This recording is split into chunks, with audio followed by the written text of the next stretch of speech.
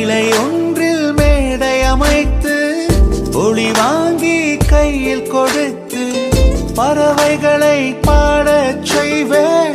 இலையெல்லாம் கைகள் தட்ட அதில் வெல்லும் பறவை ஒன்றை உன் காதில் கூவச் செய்வேன். உன் அறையில் கூடு கட்டிட கட்டளையிடுவேன்.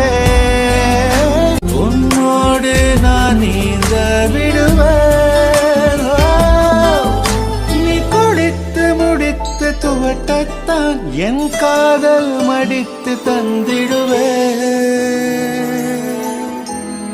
நெஞ்சத்தை வெதுப்பகமாக்கி அணிச்சல் செய்திடுவேன். மெழுகு பூக்களின் மேலே என் காதல் ஏற்றிடுவேன்.